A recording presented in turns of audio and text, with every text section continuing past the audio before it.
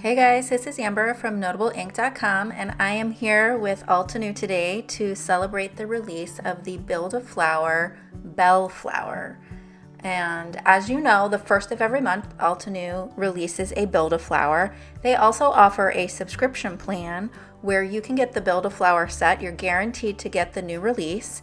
And instead of $35, which includes the stamp and die, you can get it with the subscription plan for $29.99. So that's definitely something you should check out if you really enjoy the Build-A-Flowers like I do.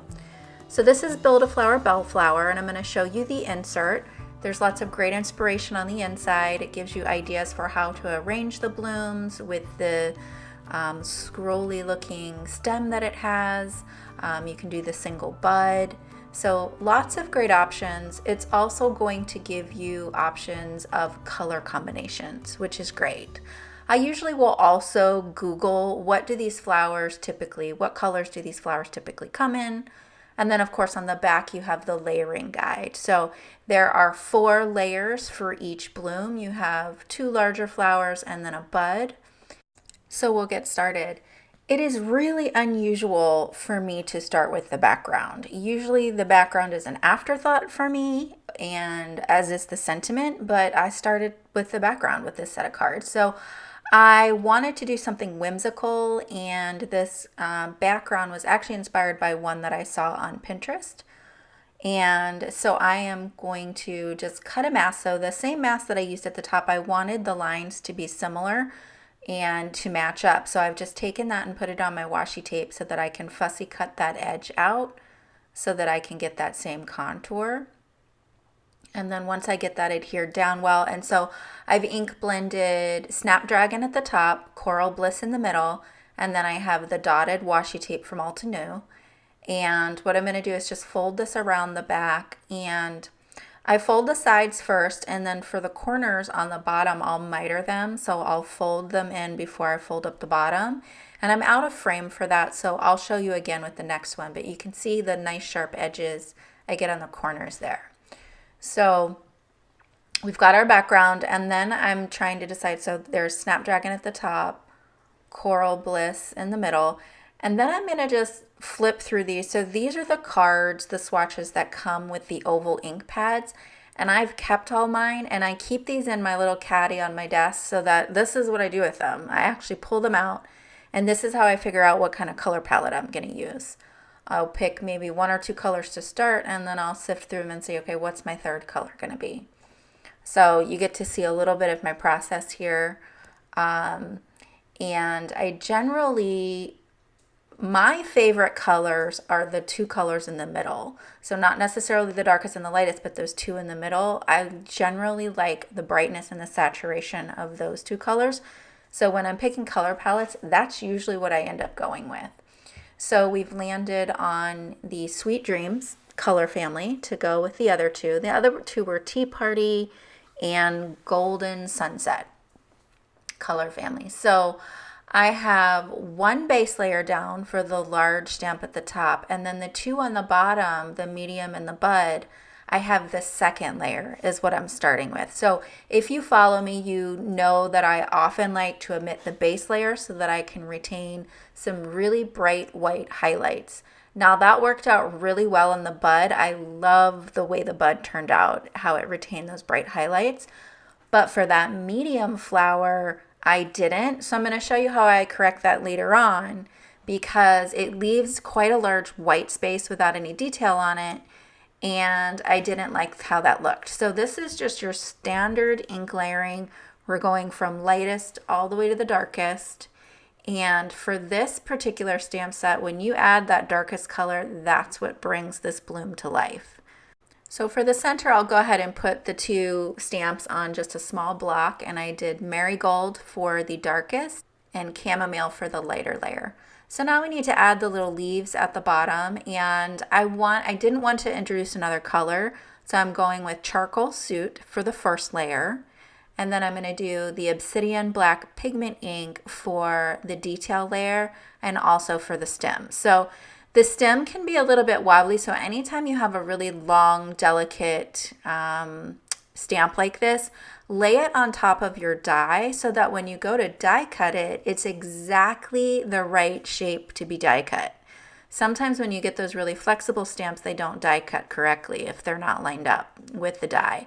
So here you can see that big white area that I'm talking about. Again, I love those bright white highlights on the bud, but for this medium stamp, I'm gonna go ahead and now stamp the base layer in dewdrops. And that I prefer so much more than that big block of white space. So I'm gonna go ahead and make another background. And I wanted, so on the first card I had really sharp edges, and I didn't love that. So this time I'm gonna put a piece of just Post-it tape on top of my washi tape, and I'm gonna go ahead and tear an edge so it's a little more organic, and I'm gonna have the dots kind of in the sky, if you will, on this panel, and just ink blend down at the bottom. So we'll get that adhered down, and then I'll just use that extra piece just so that I don't get any ink on my washi tape there. And I'm going to ink blend with bamboo here, and this bamboo ink, it is like neon. I mean, it was so bright, you guys. So I ended up adding some sunray to just tone it back a little bit, because I'm telling you what, it was like glow in the dark neon going on here. So I've got my washi tape there. I love the torn line that it has, and it's a great transition between the washi tape. And so here I'm going to fold in my corners. So it's kind of like hospital corners. You get that really nice, great corner. And so here, this is where I decide, okay, we're going to do color mixing. I needed to bring green into this card. I didn't just want to have the, what color family was that? Sweet Dreams. So the only thing that I'm going to change is the base layer. And I am going to stamp the complete base layer on all of these because I need that green to be in each one of these flowers. So the first layer was in bamboo, and then all of the other layers are going to be exactly like I stamped them for the original stamps. And so the next set I did, the only thing I changed is I changed the base layer to Coral Bliss. So here you can see how drastically different these three blooms look in terms of the tone of that blue. I mean, on the Coral Bliss, it almost has a denim color appearance, like that dark indigo, which I love. And I just think that's so cool. Here I used Pink Pearl as the base layer instead of Coral Bliss, and I much preferred the Coral Bliss. So this video was much more about layer stamp color mixing and experimenting with those base layers and different kinds of things and different looks that you can get with your inks. So I didn't film putting all these cards together, but I will take a minute to just walk you through them. So for the first card, I felt like it needed to be grounded a little bit more. So for my sentiment strip, I again did that same curve, and then I curved my sentiment stamp so that it would match that. And I still felt like it was missing something. So you can see that on my other two cards to the right, I added some stencil work because I felt like the color block areas were just a little too plain. Well, I already had my die cuts and my flowers on the first card. So to add a little more interest, I grabbed the fine alphabet dies, created U, and did that with the color blocking. And then I needed to use some Nuvo drops to color up the U that was on the sentiment at the bottom. It originally read, "You made me so happy." So I covered that up with my Nuvo drops, got a little creative. And then I continued those fine alpha dies through the sentiments in the other cards as well, and either did embossing or did sentiment strips there. So the stencil work that you see there is with the stone wall stencil, and on the card all the way on the far right, because I had torn the washi tape and did edges like that, I just went ahead and tore off a piece of black cardstock for that sentiment strip down in the bottom corner as well to continue that kind of torn, edgy look. I hope that you enjoyed seeing a little bit of my creative process. I don't always have a complete plan going into things, or often it changes as you go. So you kind of got to see things the way they are. They're not always in order, and doing the background before you actually do the stamping and not really knowing where you're going to end up.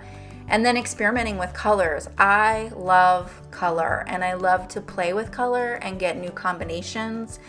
And I so encourage you guys to do that as well. If you have the oval inks, hold on to those swatch cards. They're so helpful to just kind of run through them like a deck of cards and pick colors that maybe you didn't think really went together and just try out something new. If you enjoyed this video, smash that subscribe button, hit the bell and the like button so that you get notified of more inspiration. I so appreciate you guys stopping by and supporting my channel.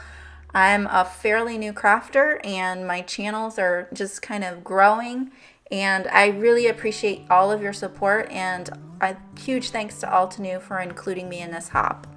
As always, products are listed below, and leave a comment on my blog for a chance for the giveaway. Thanks again. Bye-bye.